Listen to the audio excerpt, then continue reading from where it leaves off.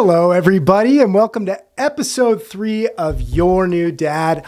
I'm your new dad, John Wayne Freeman. I am so excited to be here with you today. I receive so many messages about drugs and alcohol, but there's a common theme.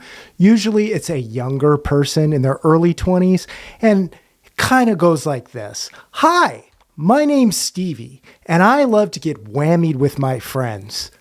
Is that a problem?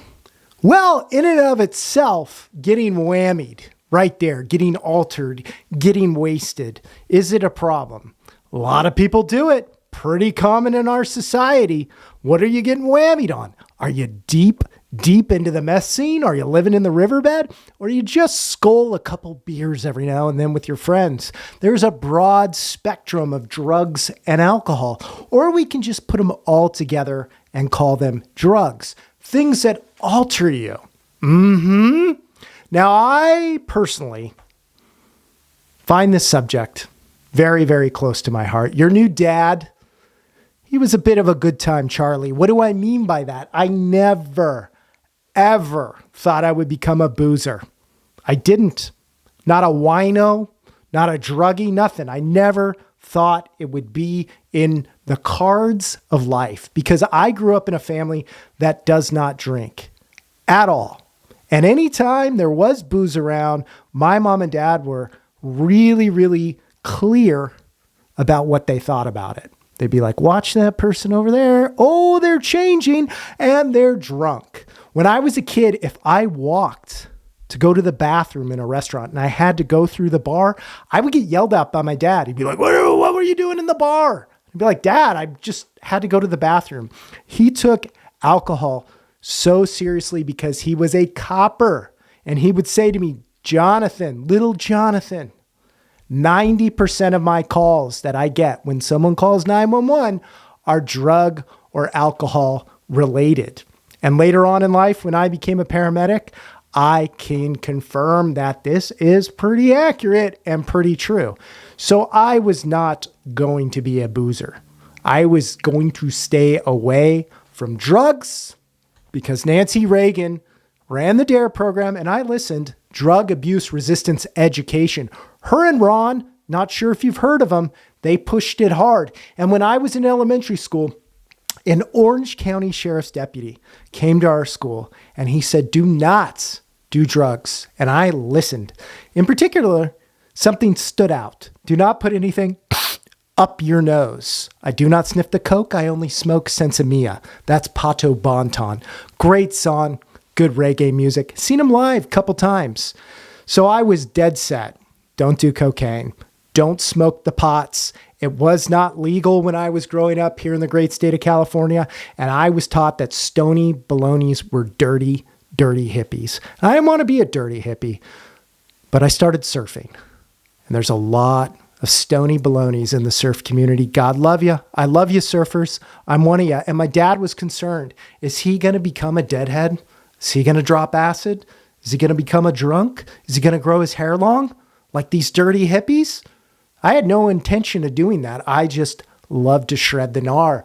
But my first experience with alcohol was at a surf team party. Dun, dun, dun. The dirty surfers got to me. And I went to that party with the full intention of drinking for the first time. So there I was, 1997. Little old John, handsome as could be. Your dad was a looker. The ladies loved him, I gotta tell you. And I rolled up to that party and I was like, we are going to see what this whole drunk thing is all about. And someone handed me a shot of vodka. Off to the races right from the beginning. No, didn't have a Coors Light. That would have been a nice way to start. These young ruffians gave me the vodka. And I took it, I drank it. I'm like, that is absolutely disgusting. But then my brain lit up like a Christmas tree and I said, Eureka, I have found the magic elixir. Now you have to know this. Your dad, he was good in social situations. I was a very self-confident young guy, and I had sworn up and down to everybody I knew that I would never drink. I'm not going to drink beer. I'm a good boy. I don't do the bad stuff. But that night, I found the joy in the booze. I did. All of a sudden, the ladies around me, really easy to talk to. I never had a problem talking to them before, but now it was super easy. And they were drinking too. And I was like, oh, I get it. This is why the kids love to party. I hadn't discovered the marijuana at this point.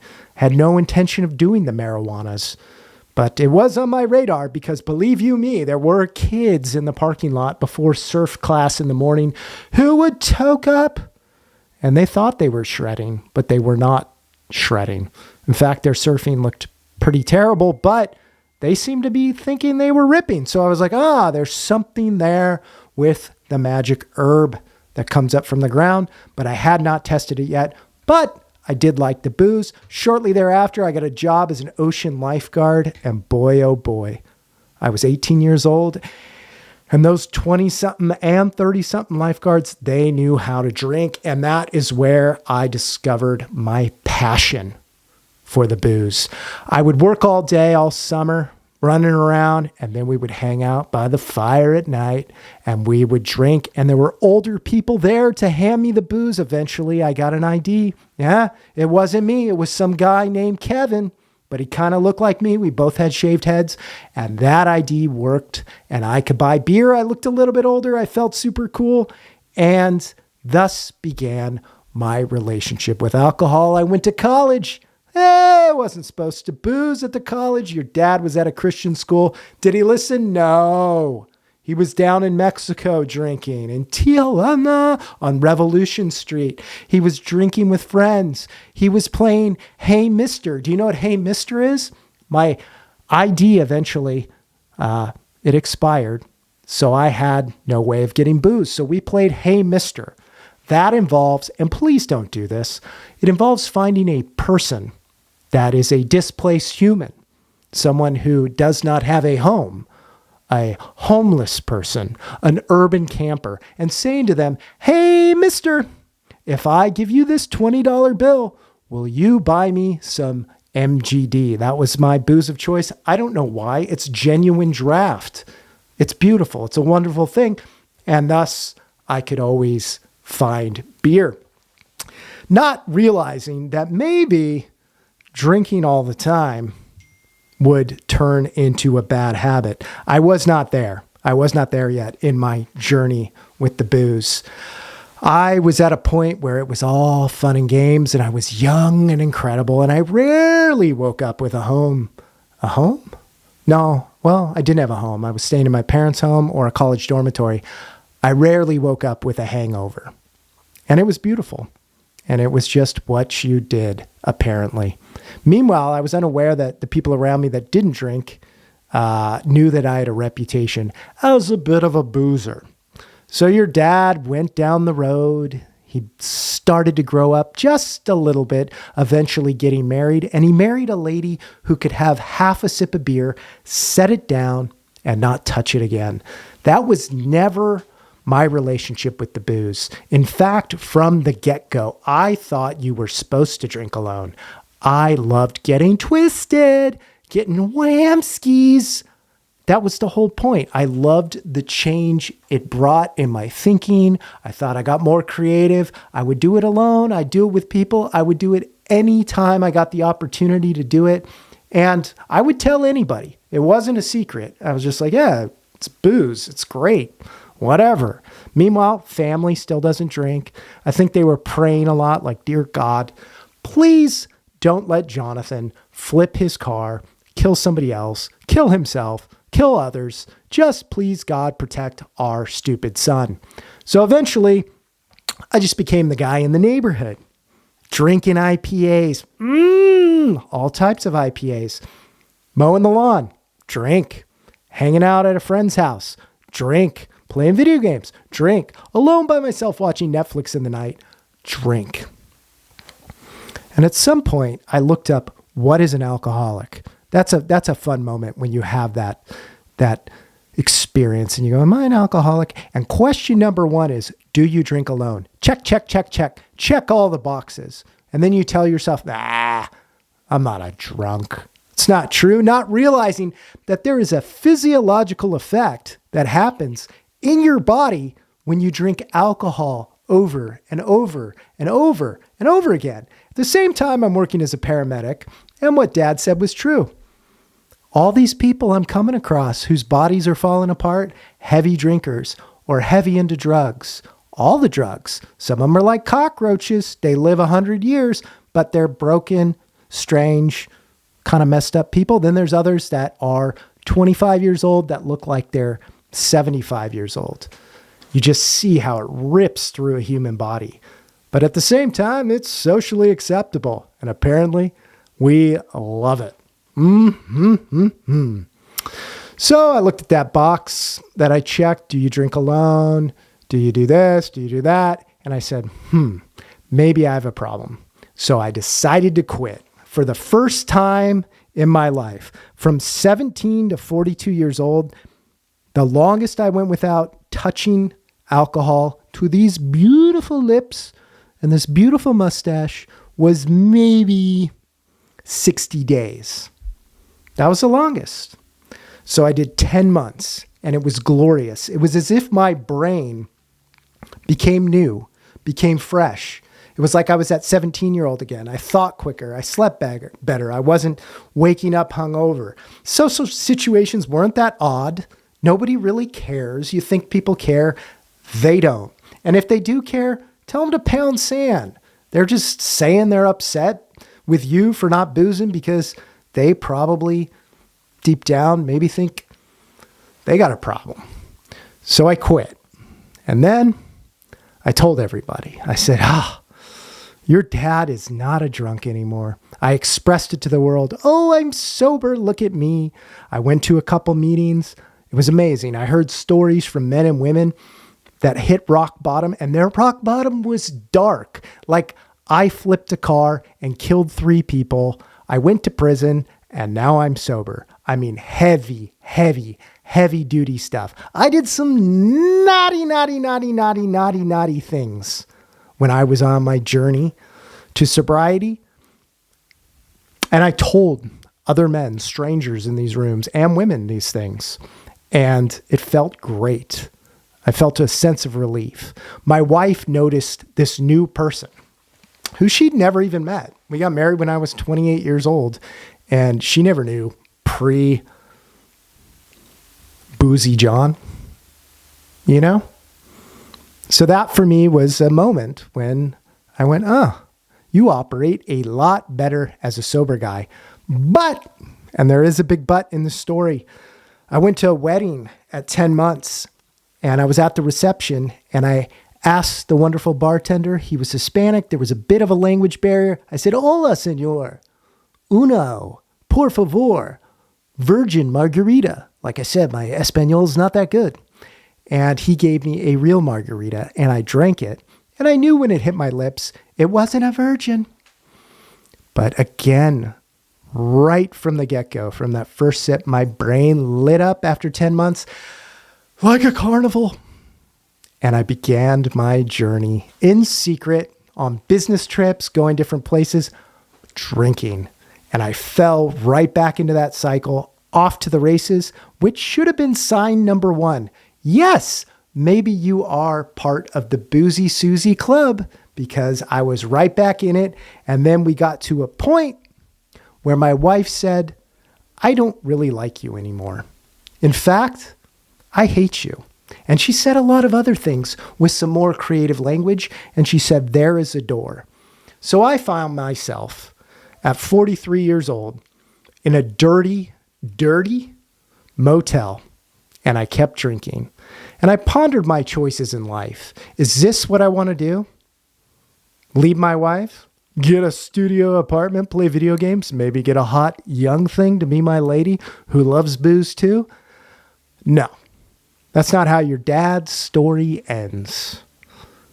I thought about my children, who I love more than anything in the world, and them seeing their father repeatedly being drunk, and what I was showing them, what I was modeling, what kind of behavior and how disgusting it was, how gross it was. And I thought to myself, I don't want to be this person. And I prayed and I cried that I wanted healing. I didn't want this thing to be in my life anymore. And I came back to my house and I talked to my wife. And I said, this is not more important than you because it's the most selfish thing in the world. This thing. It's all about me. It was always about me. How do I feel? I want to have a private party. I want to be a jerk. And eventually, when I was drinking, I wasn't even myself. I've said things to my wife that I absolutely cannot take back. I've said things to my kids where it was like it was another person, which is what can eventually happen. So, friends, hanging out with your friends, getting whammied, is it a problem? Well, it can become a problem very quickly, whether your substance is weed, whether your substance is pills, whether it's booze. It can become a big problem. We are all created differently. We do not have the same brain chemistry. It can lead to disease. It can lead to horrible choices. It can lead to absolute desperation and despair and ultimately death. I have so many friends that are not here with us today because possibly a relationship ended and they soaked themselves in drugs and alcohol. And they may have said, oh, I died from a broken heart, but all the substances inside their body sure did not help them. And I personally believe nobody who breaks somebody's heart, they don't deserve the blame for that person's demise. You have to get to a point where you go, I'm not going to tolerate this anymore. I want to be the human being that I was created to be, live life to the fullest potential. And it is such a slippery slope once you start doing this stuff. And these things that you think are not bad habits become bad habits. And 20 years go by and you are torn up. But the good news is the human body has this crazy thing where it can return to homeostasis, but it takes time. You have to clean out your system and you will feel like you used to feel. You will find joy in exercise. You will find joy in taking care of this instrument, which is the only body that you get. Will there be repercussions from your behavior? Yeah, probably. There's going to be a lot to clean up on your side of the highway. Is it worth it? Absolutely. You can change. You can become a new creature. And some of us are dealing with trauma from our past. Our dads were drunks. Our dads were addicts. They weren't in the picture. Our hearts are broken. We're devastated. We're broken little children. You need to love yourself. You need to find something higher, a higher purpose. For me, it's my creator. And you need to say, I want to be the man or the woman that you created me to be. Do not go down that road. Don't go down that road. That's what we say. Stay on the path. True wisdom is not starting to begin with. I should have listened to my dad. There's nothing at the end of the alcohol rainbow except grossness and sadness and despair. Hope, joy, love, all the good things. It's not in a bar. Okay? I hope this helped you. We're going to talk about this stuff again and again because so many men struggle with it. And it's available everywhere at any time. And it's an extremely quick, temporary fix for all of your little problems. But then the cycle just repeats itself. You jump right back into it. And before you know it, your life can be destroyed. So if you are struggling, there are endless resources. Be completely transparent. Radical truth is the way. Tell somebody you are struggling. You will be blown away at the people that will reach out to help you. But at the end of the day, you and only you has to be the person that says, I am going to change. Do it for your friends. Do it for your family. Do it for society. But ultimately, do it for yourself because you were meant to be something bigger and something greater. And it is a lie. This stuff is not going to take you where you want to go. Okay? We need better men. We need better women in this society. And booze and drugs has crushed more greatness than you could ever, ever imagine. I love you so much. Please, please, if you're struggling, get on the internet. Look up some resources. Tell somebody close to you who you trust that you have a problem. Sobriety is epic.